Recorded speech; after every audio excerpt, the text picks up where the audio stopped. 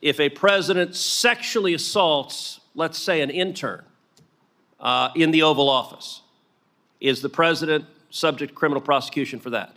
He could be. So that distinction, again, is not a shocking distinction. The Founding Fathers vested the executive power in a single president of the United States. What we have seen in the last 2 years is we have seen Democrats deliberately weaponizing the Department of Justice and our legal system to target their political opposition. It is not an accident that every indictment against President Trump was brought by a Democrat and was brought after he announced his campaign for President of the United States. Understand, the target of those indictments was not ultimately President Trump, it was the voters.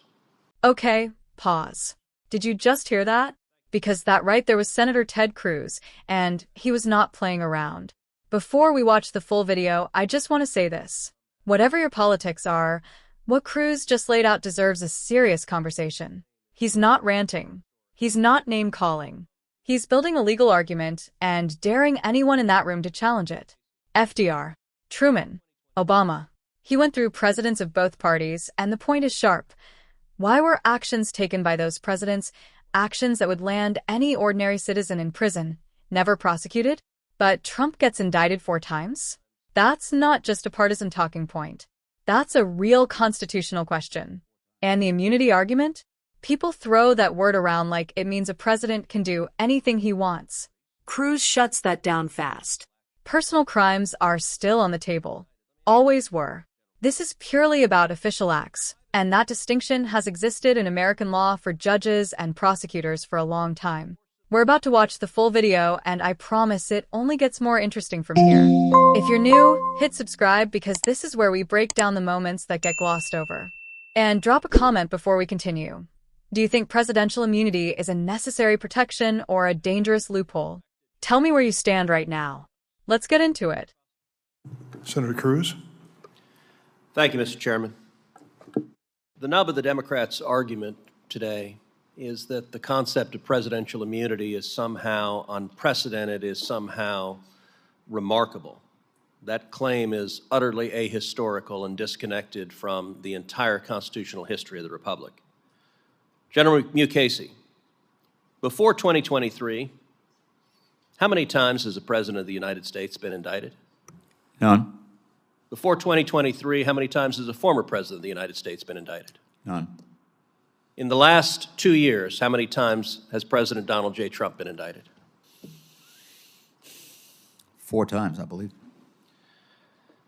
Now, many presidents of both parties have engaged in controversial actions, and yet none of them have been indicted. Let me ask you, General Mukasey, if a private citizen were to erect an internment camp and to forcibly kidnap American citizens, to single them out because of race, and to imprison them based on their race, would that private citizen be subject to criminal prosecution?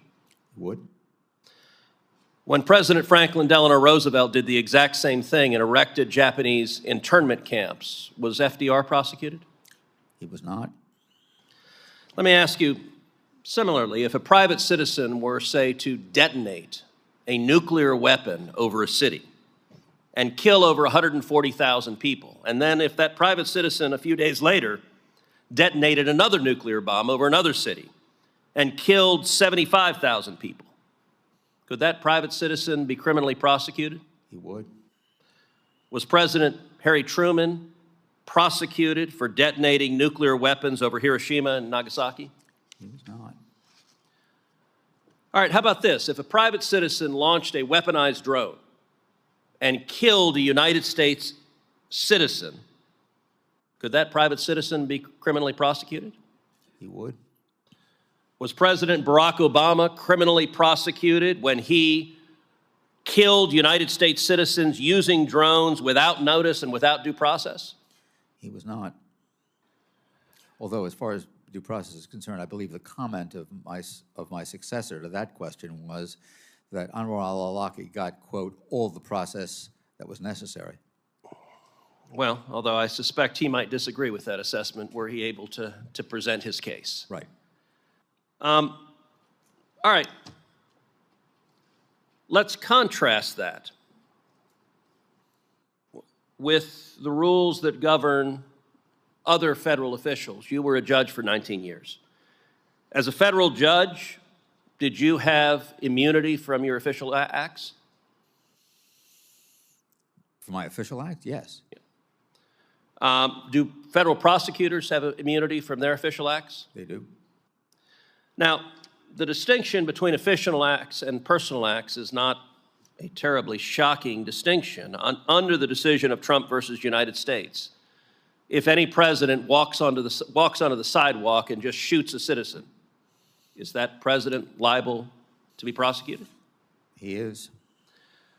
How about this? If a president steals funds from his campaign, does that president face criminal liability? He does.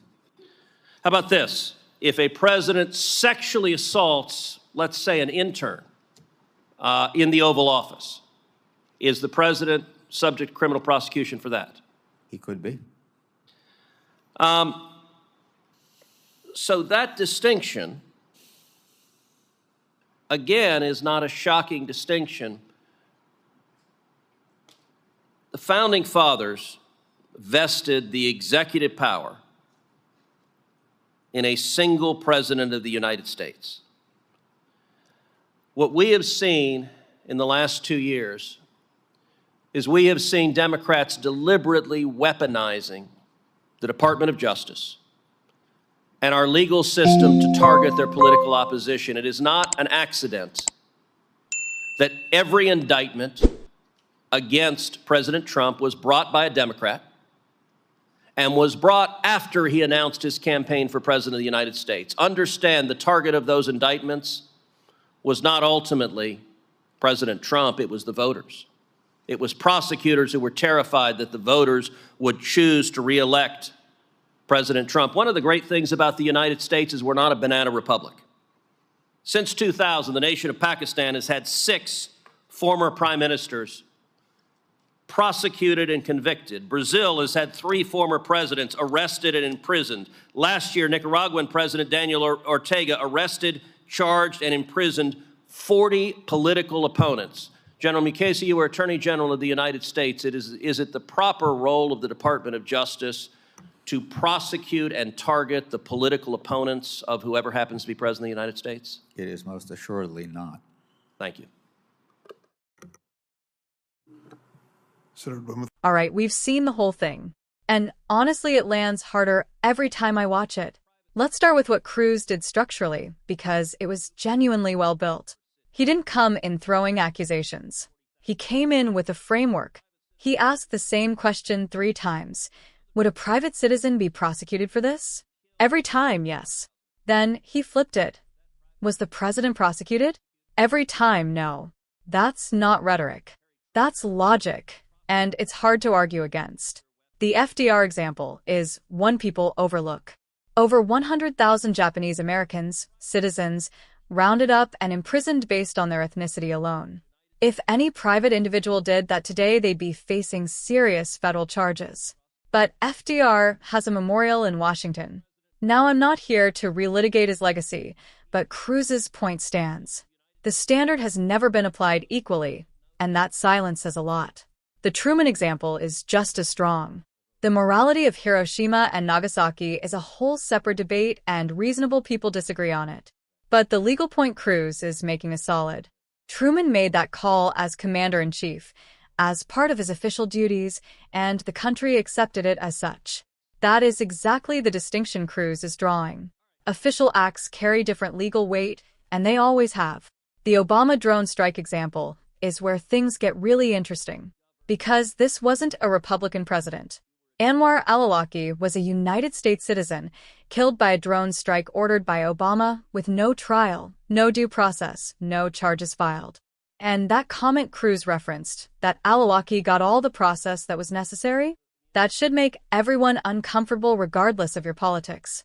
Cruz even noted that Al-Awlaki might have seen it differently, and the dry delivery landed. But the point underneath, it was serious. Those three examples together prove that presidential immunity for official acts isn't some new idea invented to protect Trump. It's the lived reality of American governance going back decades. The only thing that's new is applying it selectively. Then he tackles the immunity framework itself, and this is where a lot of people get it wrong. Critics act like the Supreme Court handed the president a blank check. Cruz takes that apart quickly.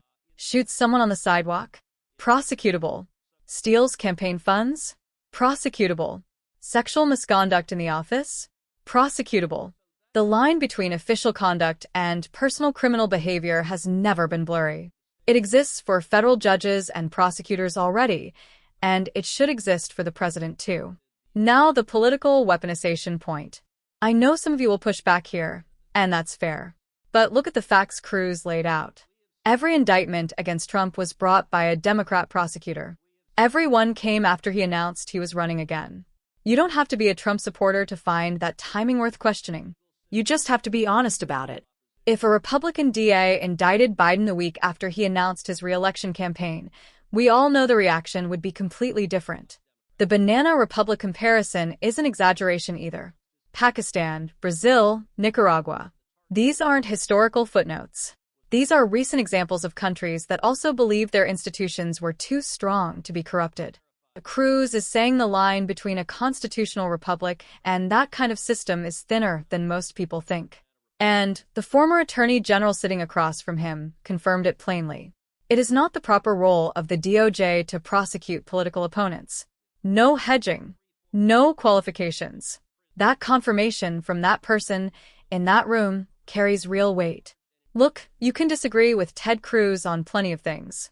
But in this hearing, he was sharp, he was prepared, and he was making an argument rooted in constitutional history that deserves a real response, not just dismissal. The question he's really raising isn't about Trump. It's about precedent. The tools you build to take down your enemies don't disappear once your enemies are gone. They stick around. And eventually they get pointed in the other direction. That's what this was really about. Drop your thoughts below. Did Cruz land his argument?